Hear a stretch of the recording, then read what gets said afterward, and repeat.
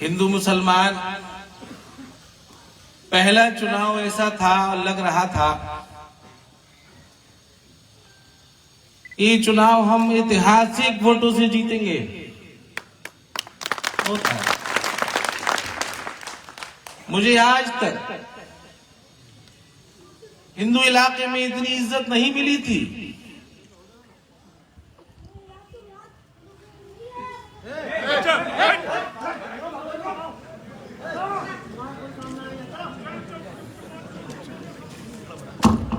कोई ऐसा गांव नहीं था जिस गांव से मुसलमानों के साथ साथ हिंदू भाइयों ने ये नहीं कहा था कि हम आबिद रजा तुम्हारे साथ हैं। बदायूं शहर से लेके वजीरगंज और कुंवरगांव कस्बे में सब मीटिंग मैंने कंप्लीट कर दी थी। अपनी आवाज तुम तक पहुंचा दी थी।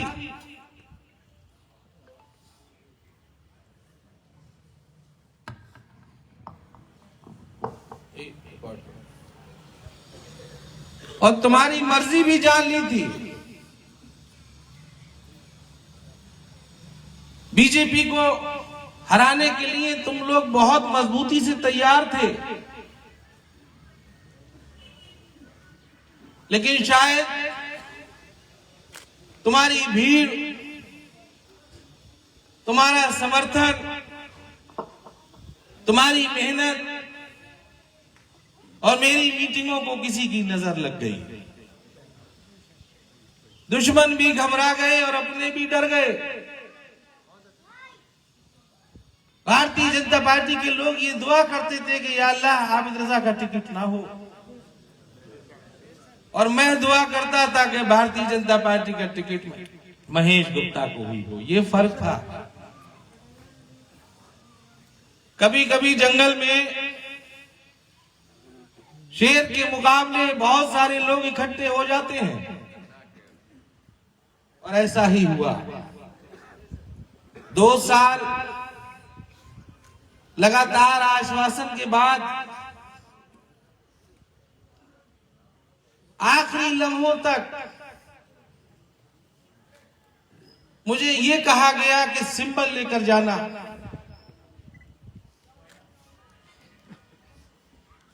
मेरा टाइम गुजारा जा रहा था ताकि मैं बीएसपी या कांग्रेस से चुनाव न लड़ पाऊं। ये तुम भी जानते थे और मैं भी जानता था, लेकिन मैं अपना किरदार नहीं बेच रहा था। मैंने लिखा है आजम साहब को आज खत में कि मैं पल पल अपनी बर्बादियां देख रहा था, लेकिन आजम साहब की वफादारी में मैंने कोई कमी नहीं छोड़ी। मेरी बर्बादियां हुई, लेकिन आजम खान जब जेल से बाहर निकल के आएंगे तो उनसे नजर से नजर कोई मिला नहीं पाएगा। पार्टी के बड़े से बड़ा नेता वो ये कह सकते हैं कि मेरा आदमी टूटा नहीं, बर्बाद हो गया, लेकिन टूटा नहीं। आजम खान साहब से मैं जुड़ा था सन 2009 में। बहुत भरोसा करते हैं मुझ पे, और भरोसा मैंने ये नहीं तोड़ा। आखिरी लम्हे तक यकीन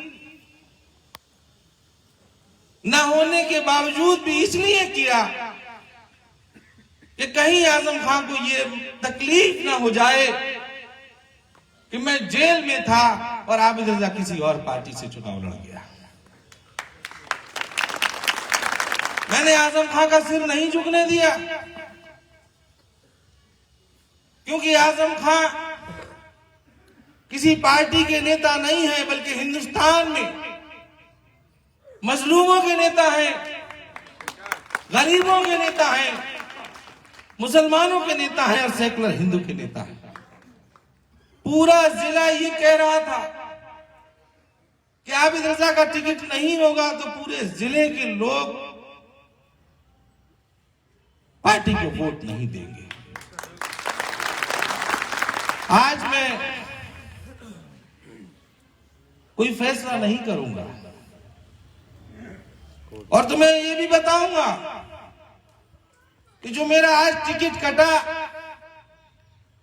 इसके जिम्मेदार तुम लोग हो। वो उनकी भारतीय जनता पार्टी से बड़ी गहरी पैठ है।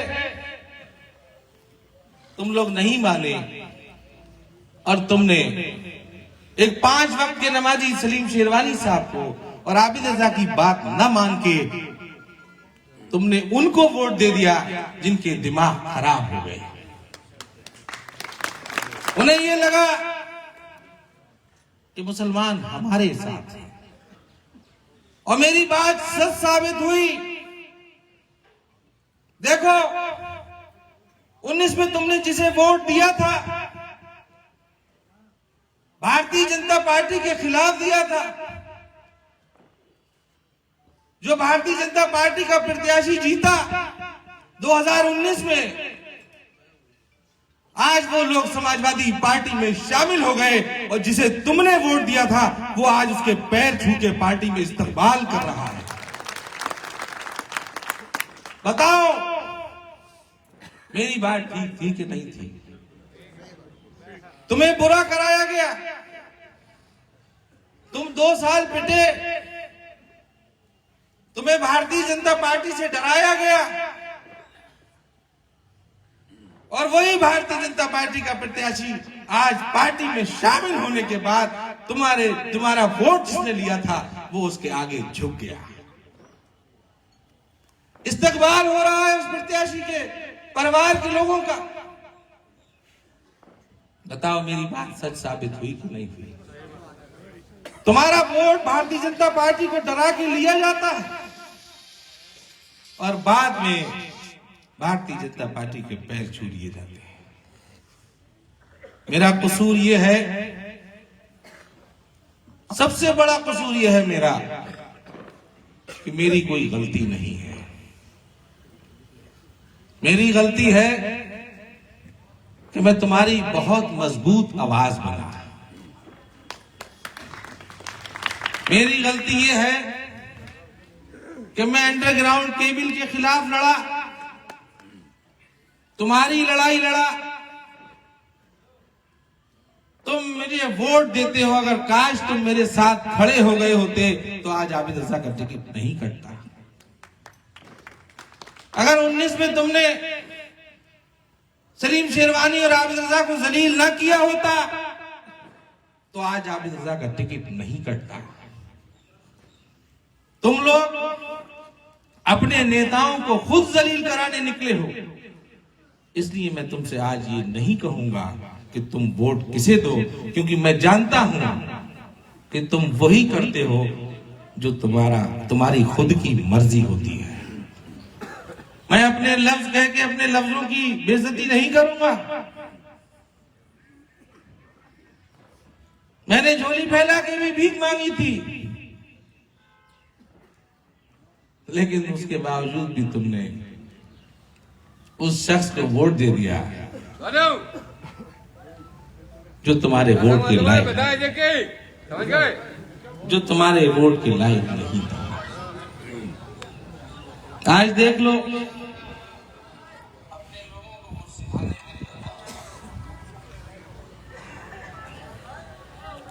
देख लो आज मुझे 2 साल से आश्वासन दिया जा रहा है और मेरा उस नौयत पे लाके टिकट काटा गया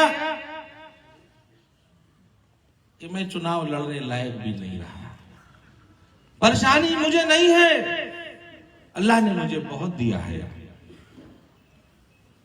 अल्लाह ने मुझे कोठी भी दी है, गाड़ी भी दी है, लेकिन याद रखना ये 5 साल अगले मुझे जितनी परेशानी नहीं आएगी इतनी तुमको आएगी। भारतीय जनता पार्टी को वॉकओवर दिया गया और ये पहली बार नहीं हुआ है। मरहूम नन्हे मियां साहब के परिवार को खत्म किया गया, उनका भी टिकट काटा गया था। मरहूम असरार साहब के खानदान को खत्म किया गया। धोखे की लाइन सुनो।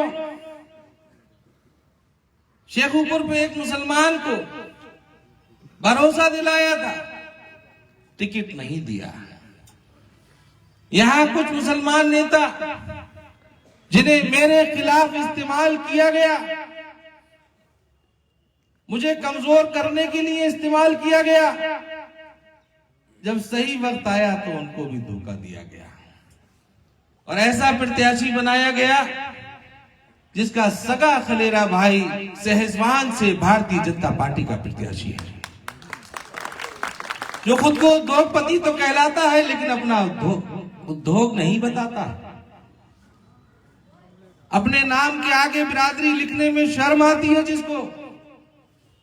मैं कहना नहीं चाहता माइक से उनके उद्योग के बारे में, जिसे अपने जो जहां का रहने वाला है सिरसौली का, ये लफ्ज कहने में जिसे शर्म आती हो, वो तुम्हारी क्या हिमायत करेगा। वो हार के चला जाएगा बंबई और तुम्हें भारतीय जनता पार्टी से पिटने के लिए छोड़ जाएगा। यही साजिश है, यही समझौता है, ये भारतीय जनता पार्टी से समझौता है। मुसलमानों को जलील किया जा रहा है। मुसलमान वोट लेना तो चाहते हैं ये लोग, लेकिन इन्हें एक मजबूत मुसलमान नेता पसंद नहीं है जो तुम्हारी आवाज। मेरा कसूर है कि मैं तुम्हारी मजबूत आवाज बना, मैं पूरे जिले के मुसलमानों की मजबूत आवाज बना। मैं हिंदू भाइयों की जो सेकुलर है, हर बिरादरी के लोगों ने मेरा समर्थन किया, मैं उनकी मजबूत आवाज बनना चाहता था और बना भी इसलिए। जब आखिरी दिन उससे कहा गया तो मैंने कहा कि चेयरमैनी पहली बार मैंने जीत के दी थी समाजवादी पार्टी को। 1800 वोट मिलते थे यहां। विधायकी मैंने पहली बार जीत के दी थी। जोगिंदर सिंह अनेजा जी जब जीते थे तो काशी राम सिंह जी से गठबंधन था, उसके बावजूद 700 वोटों से जीते थे। खाली समाजवादी पार्टी से नहीं थे। मैंने समाजवादी पार्टी से पहली बार विधायकी का चुनाव जीत के पार्टी की झोली में डाला था। मैंने उत्तर प्रदेश का रिकॉर्ड बनाया था। फातिमा रजा 27,000 से जीती थी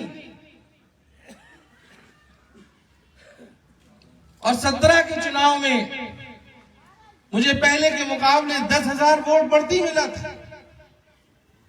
जब मैंने पूछा कि मेरा टिकट क्यों काटा गया, क्यों काट रहे हैं पार्टी के बड़े नेता से, उन पे कोई जवाब नहीं था। वक्त मेरा गुजर गया था। तब मैंने ये कहा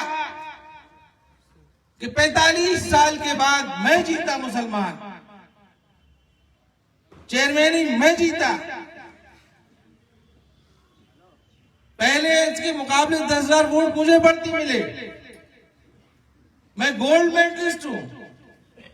मेरी कॉपी में कमी बताओ। जब नहीं बोले तो मैंने कहा कि मेरा सिर्फ एक ही कसूर है कि मैं आजम खां का बहुत मजबूत सेनापति हूं।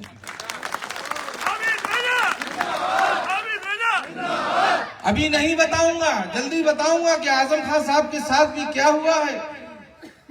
मेरी जुबान बंद है, मुझसे ज्यादा नहीं मालूम है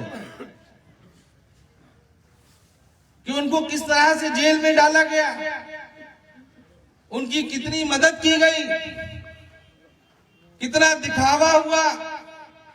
हाथी के दांत दिखाने के कुछ और थे और खाने के कुछ और थे।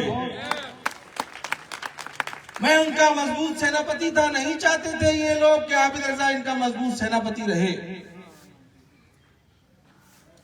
वो तुम्हारी आन बान शान है। मैंने बर्बादियां चुनी लेकिन आजम खां का सिर नहीं झुकने दिया। रही बात धर्मेंद्र जी की, आज नहीं बोलूंगा उनके खिलाफ। क्योंकि अगर मैं बोला, डरता नहीं हूं, बोलूंगा, सही वक्त आने दीजिए। और जिस दिन बोलूंगा 2016 में यकीन मानना 10% नहीं बोला था। जिस दिन बोलूंगा पैर के नाखून से लेके सिर के बाल तक धर्मेंद्र यादव बदायूं शहर में मुंह दिखाने लायक नहीं बचेंगे।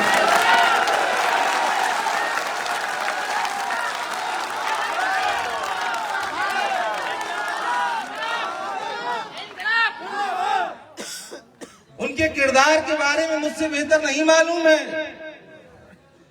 उनकी ईमानदारी के बारे में भी मुझसे बेहतर नहीं मालूम है, उनके विकास के बारे में भी मुझसे बेहतर नहीं मालूम है कि विकास दिखा क्या और हुआ क्या। जल्दी बताऊंगा, बहुत जल्दी बताऊंगा।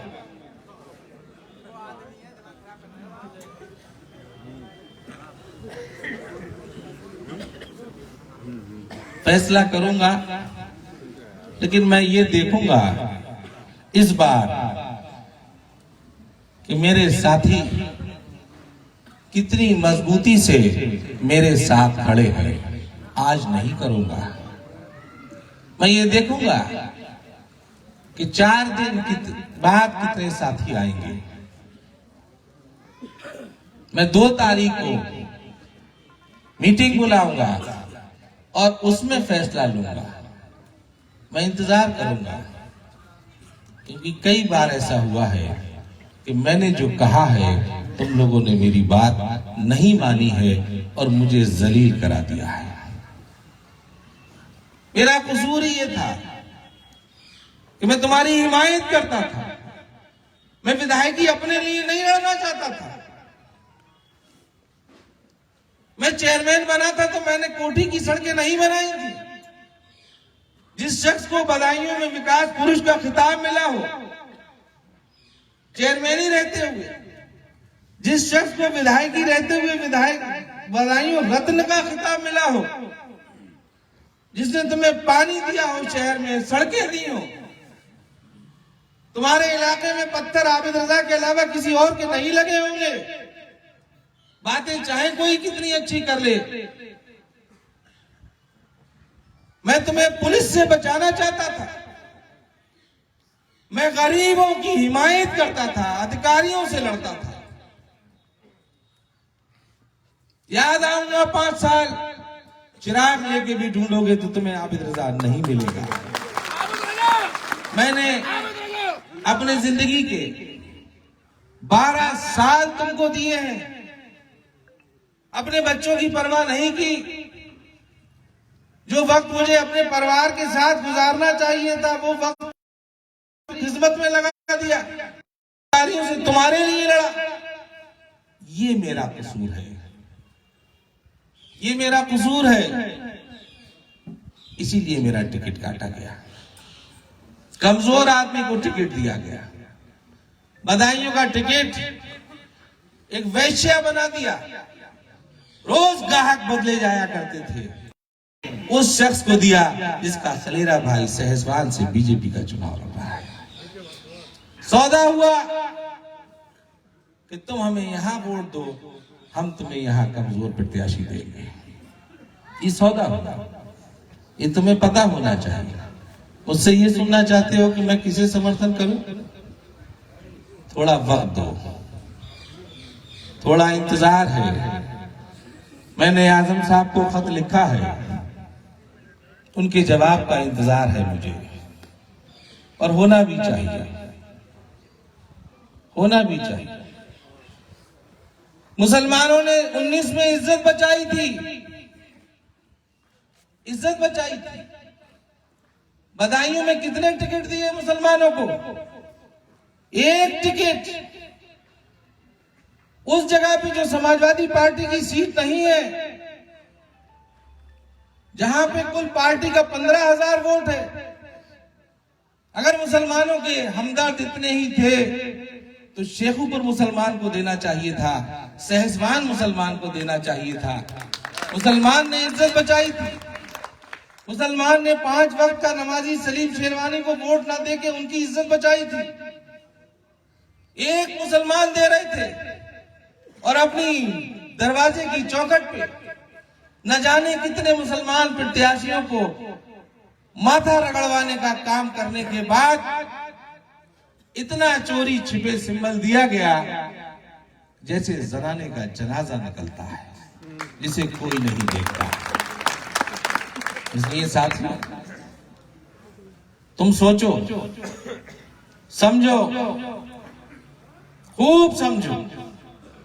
पार्लियामेंट में जो तुमने गलती करी उसका खमियाजा तुमने भुगता।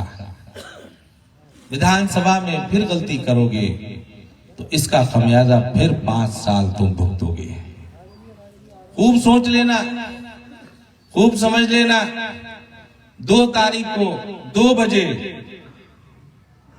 मैं यही तकरीर करूंगा, तुमसे भी राय पूछूंगा, अपनी भी राय दूंगा, जब तक बहुत सारी चीजें सामने आ चुकी होंगी। क्योंकि हजरत अली का कौल है कि जब उसूल पे चलोगे तो साथी कम रह जाएंगे और हो सकता है साथी खत्म भी हो जाए। मुझे नहीं मालूम कि मेरे साथ कितने साथी खड़े रह जाएंगे, लेकिन फिर यह भी कहा है हजरत अली ने कि अगर तुम अकेले रह जाओगे तो अल्लाह तुम्हारा साथ देगा। इन्नल्लाह मा साबरीन, मैं सब्र करूंगा। अल्लाह ने कुरान की किसी आयत में ये नहीं लिखा है कि मैं रोजदार के साथ हूं, किसी आयत में ये भी नहीं लिखा है कि मैं नमाजी के साथ हूं, किसी आयत में ये नहीं लिखा है कि मैं हाजी के साथ हूं, हज करने वाले के साथ हूं, किसी ज़कात देने वालों को लिए नहीं लिखा है कि मैं ज़कात देने वालों के साथ हूं, कहीं नहीं लिखा है कि मैं खैरात देने वाले के साथ हूं। अल्लाह ने कुरान में अगर कोई आयत लिखी है तो यही लिखा है कि मैं सब्र करने वाले के साथ हूं। इन्नल्लाह मा साबरीन, ऐ सब्र करूंगा। पूरे जिले में जो अच्छे प्रत्याशी हैं, जो भाजपा को हरा सकते हैं, उनकी मदद के लिए निकलूंगा। सहसवान भी जाऊंगा, बिलसी भी जाऊंगा। क्या किया बाबर के साथ, क्या किया बाबर के साथ? पिछला चुनाव लड़वाने के बाद एक चेयरमैन का टिकट नहीं दिया था, धोखा दिया, दीपू को धोखा दिया। ऐसे लोग तुम्हारी हिमायत करेंगे जो सिंबल लेने के बाद भी, जलील होने के बाद भी उनकी तारीफें करते हैं, जो अपनी इज्जत की हिफाजत नहीं कर सकते, जिसे अपनी बेइज्जती का दर्द नहीं हो सकता, उसे तुम्हारी बेइज्जती का दर्द क्या होगा? वो तुम्हारा क्या साथ देगा? जो जलील होने के बाद भी उनके साथ खड़े होने को तैयार है, वो ये कह समझते हैं कि जबर मारे रो ना दे। ये लाइन बधाइयों में चढ़तार करते हैं, तुम्हें गुलाम समझते हैं,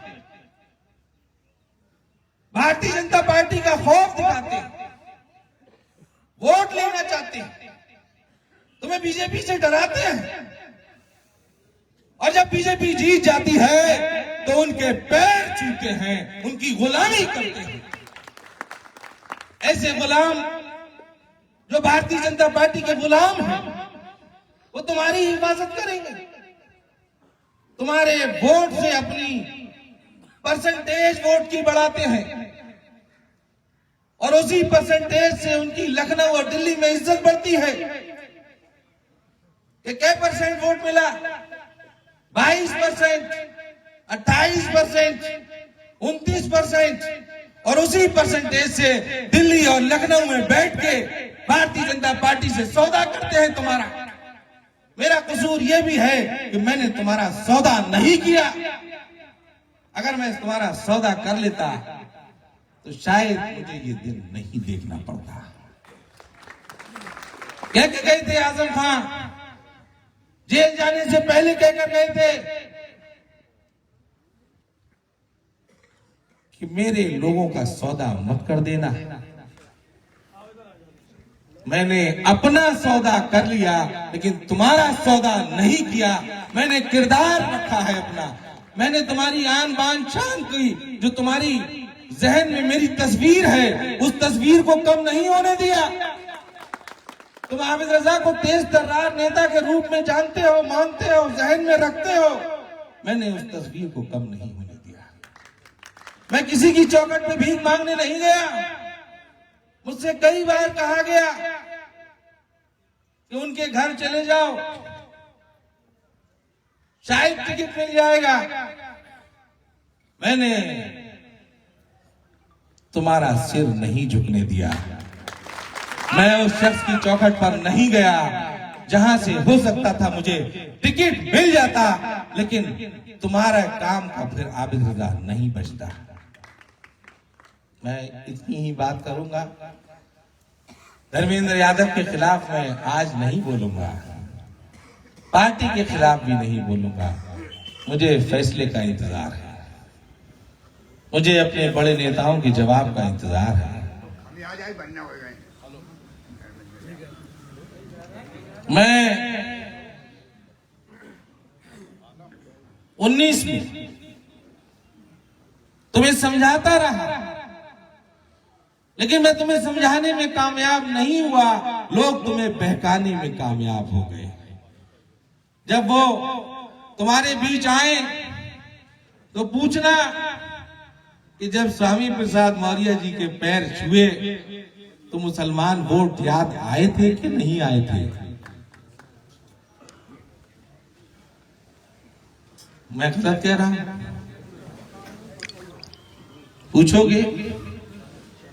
पूछोगे कि नहीं पूछोगे? मैं 2 तारीख को देखना चाहता हूं कि मेरे साथियों में दम कितना है।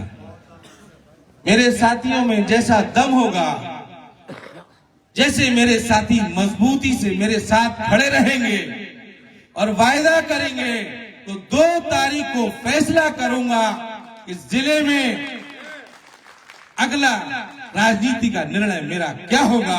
मैं तुमसे पूछ के फैसला करूंगा। इस बार अपना फैसला तुम पे नहीं थोपूंगा।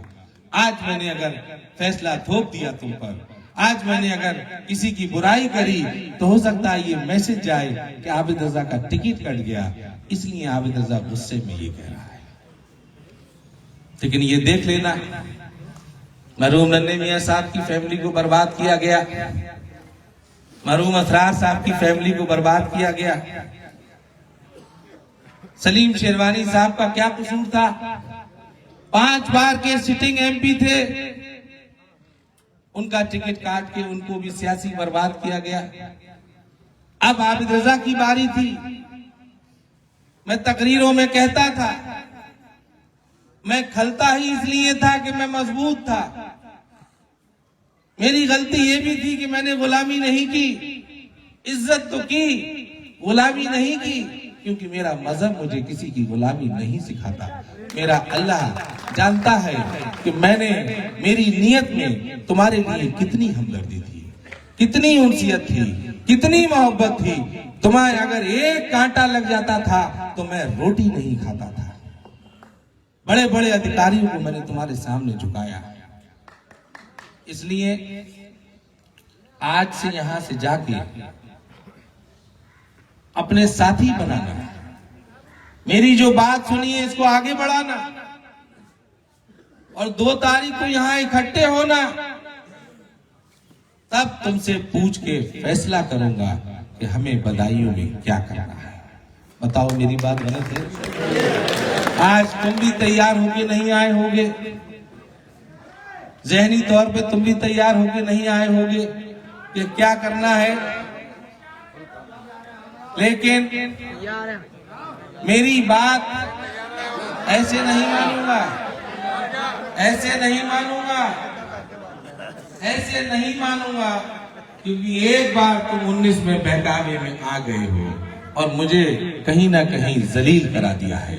मैं भी देखूंगा कि मेरी कौम को मैं कब तक समझाने में कामयाब नहीं होऊंगा और ये लोग कब तक मेरी कौम को बहकाने में कामयाब हो जाएंगे।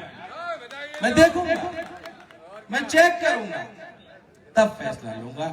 एक बार फिर आपसे यही कहूंगा,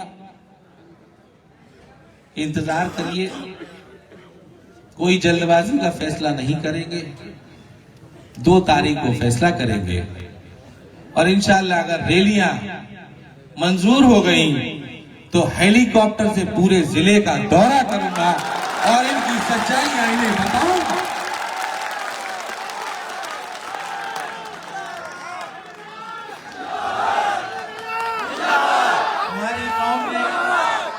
तुम्हारी कौम ने इस हिंदुस्तान पे हुकूमत की है। इन्हें वो लोग बहुत बुरे लगते हैं कि जो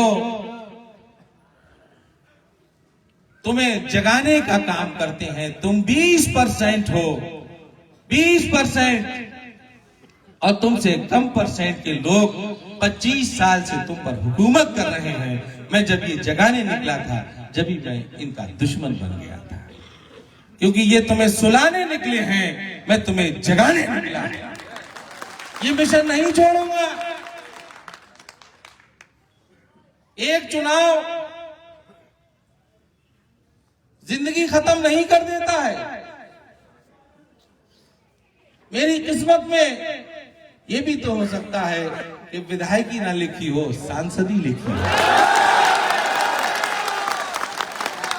एक वायदा करूंगा इंशाअल्लाह कि 2024 का चुनाव अगर तुम कहोगे, अगर सहसवान कहेगा, अगर बिलसी कहेगा, अगर बिसौली कहेगा, अगर किन्नौर कहेगा, तो मैं उस शख्स के खिलाफ ताल जरूर दूंगा।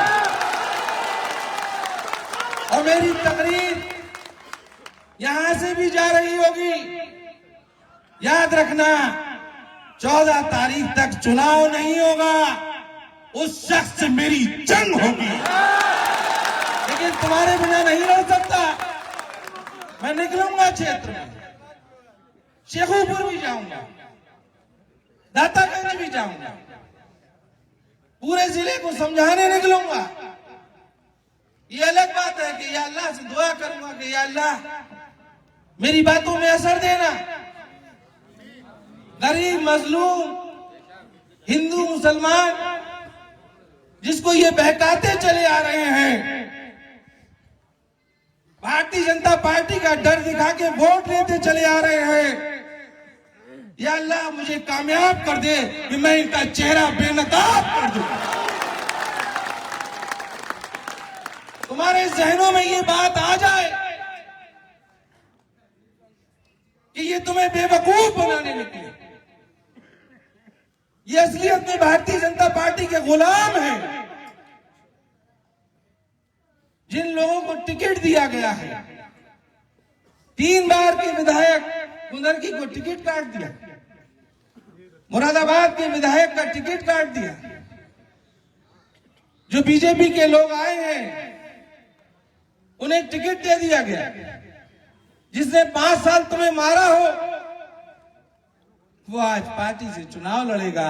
और तुम्हारी मजबूरी ये बन गई कि तुम्हें ये मजबूर करा गया, मजबूरी दिखाई जाएगी कि भारतीय जनता पार्टी को हराना है तो तुम्हें इस शख्स को वोट देना है जिसने भारतीय जनता पार्टी में रह के 5 साल तुम्हें मारा। आज जिस शख्स ने 5 साल बधाई विधानसभा में विपक्ष के लोगों को मारा हो, विपक्ष के लोगों को पे जुल्म किए हो, चाहे हिंदू हो चाहे मुसलमान हो, आज उसी शख्स से सौदा किया गया है। उसी शख्स से सौदा किया गया है कि हम तुम्हें जिताएंगे, तुम हमें 24 में जिताना। ये सौदा है। तुम्हारे वोट को बर्बाद करना चाहते हैं भारतीय जनता पार्टी से डर दिखा के, तुम्हें बर्बाद करना चाहते हैं। ये हार जाएंगे और फिर 5 साल तुम्हें भारतीय जनता पार्टी मारेगी। तुम्हें बचाने वाला अल्लाह के अलावा कोई दूसरा नहीं होगा। बताओ हमारी बात गलत है?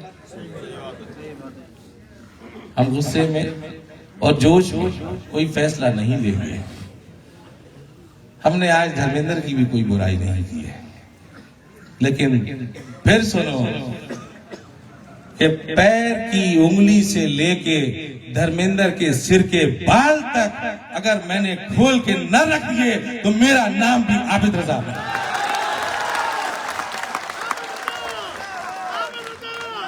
मेरा तो सारा इतिहास 2006 में ही आ गया था मंचों पे, लेकिन जो शराफत का के कपड़े पहने हुए हैं, उनके कपड़े जब उतारूंगा तो तुम देखोगे कि पजामा जब उतरेगा तो आरएसएस का नेकर पहने मिलेगी। इसी के साथ मैं अपनी बात खत्म करूंगा और यही कहकर करूंगा कि 2 तारीख को मेरी जो बातें तुमने सुनी है वो अपने साथियों तक पहुंचाना। कोई कौम तरक्की नहीं करती जब तक वो खुद ना जागे। मैं अकेला चना भाड़ नहीं फोड़ सकता। अगर तुम मेरे साथी नहीं बनोगे तो मैं खामोश बैठ जाऊंगा। याद रखना, अगर तुम मुझे खामोश रखना चाहते हो तो अलग बात है। मैं भी तो ये देखूं कि 4 दिन जो मैंने तुम्हें दिए हैं, तुम अपने मुस्तकबिल के लिए, अपनी नस्लों के मुस्तकबिल के लिए, अपने 5 साल के मुस्तकबिल के लिए तुम खुद कितने संजीदा हो ये भी चेक हो जाएगा। फेसबुक पे जो साथी हैं मेरे, उनसे मैं ये कहूंगा कि अनपार्लियामेंट्री बात मत लिखना, कोई गलत अल्फाज मत लिखना, लेकिन इतना जरूर लिखना कि आबिद रजा के साथ ऐसा क्यों हुआ और आबिद रजा का कसूर क्या है, ये लिखना। इनसे जवाब भी लेंगे, इन्हें सबक भी सिखाएंगे, लेकिन तुम्हारी साथ के बिना मैं ये कोई काम नहीं कर पाऊंगा।